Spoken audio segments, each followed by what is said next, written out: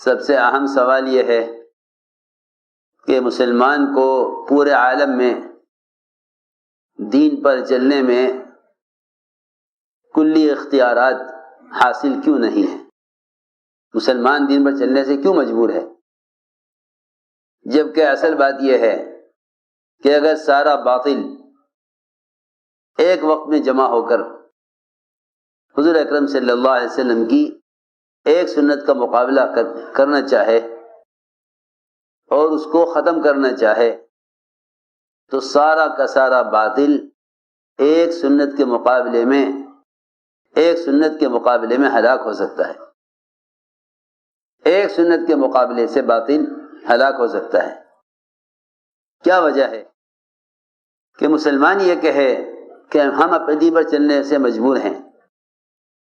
بات اصل یہ ہے کہ اللہ رب العزت نے مسلمانوں کے دین پر قائم رہنے اور باطل کے مقابلے میں کامیاب کرنے کے لیے اللہ رب العزت نے قرآن میں جو شرط لگائی ہے، اور اس کے لیے اللہ رب العزت نے مدد اور نصرت کے لیے جو شرط متعین کی ہے، امت نے اجتماعی طور پر اس شرط کو چھوڑا ہوا ہے، جبکہ اللہ کی طرف سے یہ شرط اجتماعی طور پر لگائی گئی تھی۔ ان تنصروا اللہ ینصرکم ویثبت اقدامکم۔ اللہ نے یہ شرط اجتماعی طور پر لگائی ہے کہ اگر تم تمام مسلمان اجتماعی طور پر اللہ کے دین کے مددگار ہو تو اللہ رب العزت تمہاری مدد کریں گے باطل کے خلاف، اور تمہارے قدموں کو دین پر جمائیں گے۔ مولانا الیاس صاحب فرماتے تھے اپنی ذات سے پورے دین پر چلنے والا دیندار ہے مگر دین کا مددگار نہیں ہے۔ میری بات توجہ سننی ہوگی، یہ ملفوظ چھپا ہوا ہے حضرت کا۔ مسلمان کے لیے اپنے دین پر چلنے میں غیبی مددیں اور نصرتیں جتنی دور صحابہ میں باطل کے خلاف نازل ہوئیں، مسلمان ان نصرتوں سے محروم ہے۔ وجہ صرف یہ ہے کہ مسلمان نے دعوت اللہ کو چھوڑ دیا، ورنہ اللہ رب العزت نے ہر زمانے میں بڑی بڑی طاقتوں کو اور بڑی بڑی بادشاہتوں کو ایسا زیر کیا تھا، اللہ اکبر، ایک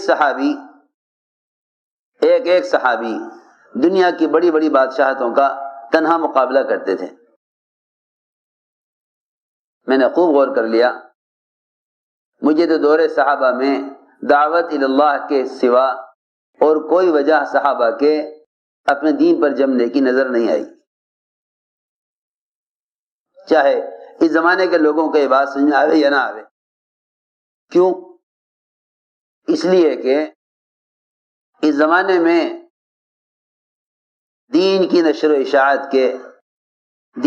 اشاعت کے لیے وہ ذرائع استعمال ہو رہے ہیں جس میں مسلمان بذات خود استعمال نہیں ہو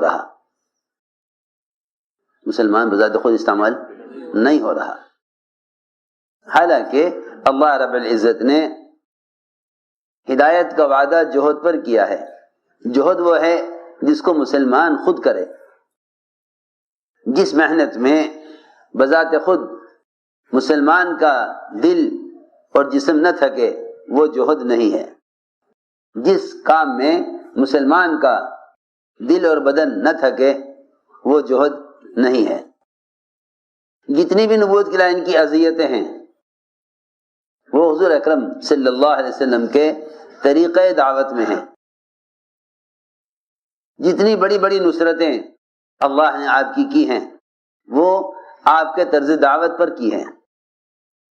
اس زمانے کا مسلمانوں کو سب سے بڑا دھوکہ یہ لگا، دو دھوکے لگے۔ ایک دھوکہ تو یہ لگا کہ یہ کام سب کے کرنے کا نہیں ہے۔ دوسرا دھوکہ یہ لگا کہ دین کی بات پہنچانا ہے، جس طرح چاہو پہنچا دو۔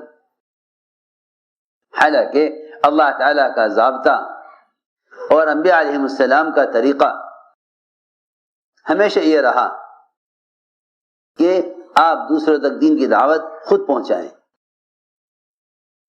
دین کی دعوت خود پہنچائیں، اتمام حجت کے لیے اور ذمہ داری کے ادا ہونے کے لیے اور اللہ کی مدد کے نازل ہونے کے لیے یہ شرط ہے کہ آپ دعوت خود جا کر دیں، آپ دعوت خود جا کر دیں۔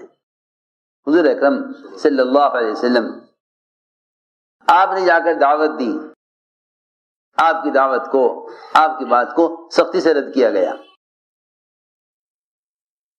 کیونکہ اگر مسلمان اسباب اور ذرائع کو اور دنیا بھر کے نشر و اشاعت کے آلات اور مشینوں کو دین کی اشاعت کا ذریعہ سمجھ لے گا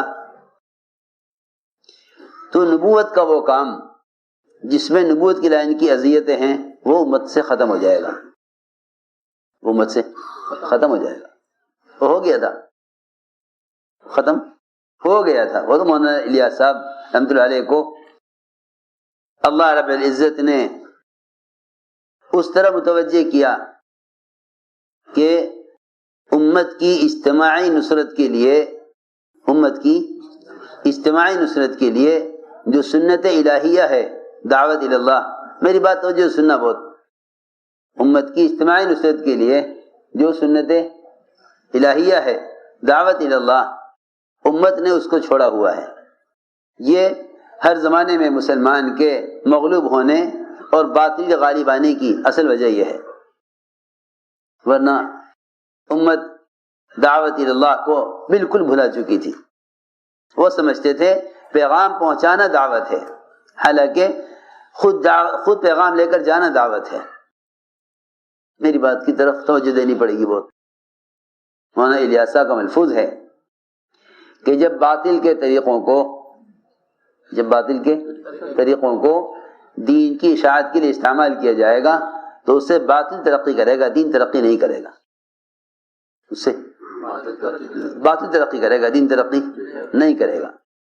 اس لیے کہ جتنے بھی ذرائع اس وقت دنیا میں ہیں دین کے پہنچانے کے لیے استعمال ہو رہے ہیں، یہ سب خلاف سنت ہونے کی وجہ سے بے اثر ہیں، کیونکہ اللہ رب العزت نے اسلام کا رعب، اللہ رب العزت نے اسلام کا رعب اتباع سنت میں رکھا ہے۔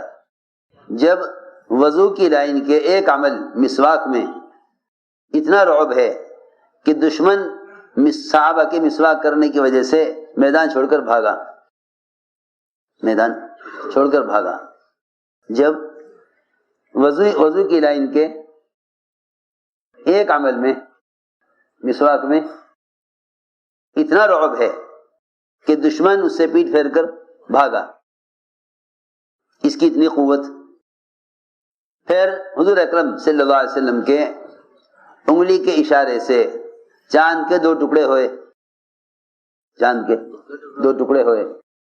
یہ حضور اکرم صلی اللہ علیہ وسلم کا تکوینی عمل تھا، یہ آپ کا تکوینی عمل ہے کہ آپ کی انگلی کے اشارے سے چاند کے 2 ٹکڑے ہو گئے، یہ آپ کا تکوینی عمل ہے۔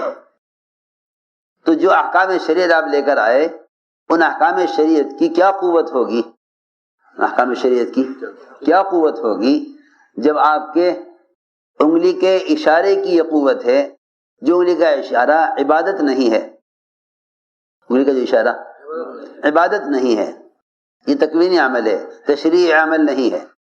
جب تکوینی عمل کی یہ قوت ہے کہ آپ کی انگلی کے اشارے سے چاند کے 2 ٹکڑے ہو گئے، تو پھر آپ صلی اللہ علیہ وسلم جو دین لے کر آئے، جو دین آپ کا تشریعی عمل ہے، تو اس کی قوت کیا ہوگی؟ جب تکوینی عمل کی قوت سے چاند کے ٹکڑے ہو سکتے ہیں تو تشریعی عمل کی قوت کیا ہوگی؟ میں جو عرض کرنا چاہتا ہوں وہ اصل بات یہ ہے کہ اللہ رب العزت نے نظام کائنات کا مسخر کرنا ہمیشہ دعوت کے ساتھ جوڑا ہے۔ اگر میں دعوت چھوڑ دے گی تو نظام کائنات تو ان سے کیا مسخر ہوگا؟ ان کے اپنے حکام بھی دین پر چلنے میں ان کے مقابلے میں کامیاب ہو جائیں گے۔ یہ اپنے دین پر چلنے میں حکام کا مقابلہ بھی نہیں کر سکیں گے۔ یہ کہیں گے مسلمان کہ جی کیا کریں، قانون ایسا ہے، اس قانون کی وجہ سے شریعت کا وہ ایک حکم چھوڑنا پڑے گا، ہم اقلیت میں ہیں یا اکثریت میں ہیں؟ لا حول ولا قوت الا باللہ۔ کیسے ممکن ہے کہ مسلمان اللہ کا حکم چھوڑ دے قانون کی وجہ سے؟